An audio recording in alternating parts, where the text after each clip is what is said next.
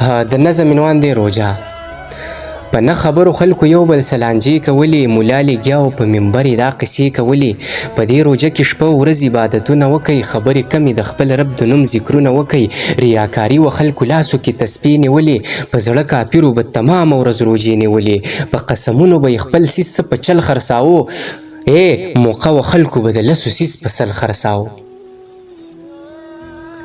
ریاکاري و خلکو لاسو کې تسبیح نیولې، په زړه کافرو به تمامه ورځ روژې نیولې.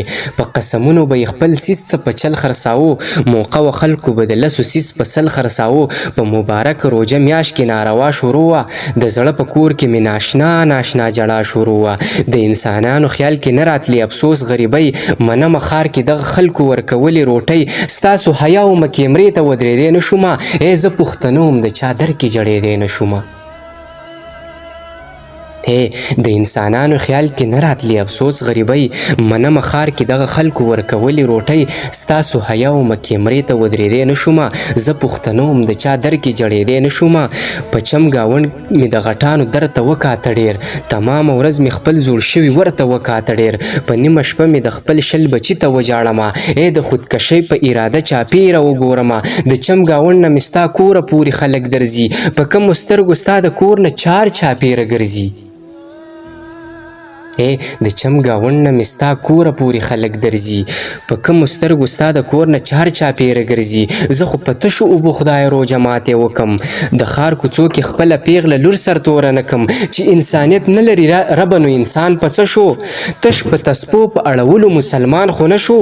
په خلکو ډېرې بدې لګي په رښتیا خبرې، دیانه مه کوه دا سپینې او صفا خبرې، دیانه مه کوه دا سپینې او صفا خبرې. امید لرم ملګرو چې زما په دغه نظم به ډېر پښتانه مشران، کشران، خویندې پوه شوي وي. زما د دغه نظم مقصد دا دی چې په دغه روژه کې د خپل چم ګاونډ د غریبانانو ډېر زیات خیال وساتئ. هر سړی د خپل بچی اسره کي چې ماښام دغه ورته ګوري چې څوک به د کم طرف نه څه اونګولی راوړي، څه روټۍ به راوړي چې موږ پې روژه ماتې وکړو، څه روټۍ او اونګولی پېشمني دپاره کېږدو.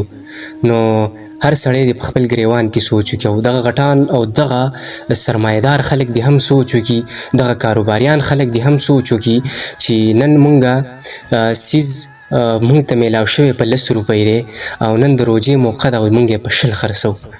دا زما او ستا مسلماني ده، او دا زما او ستا انسانیت دی.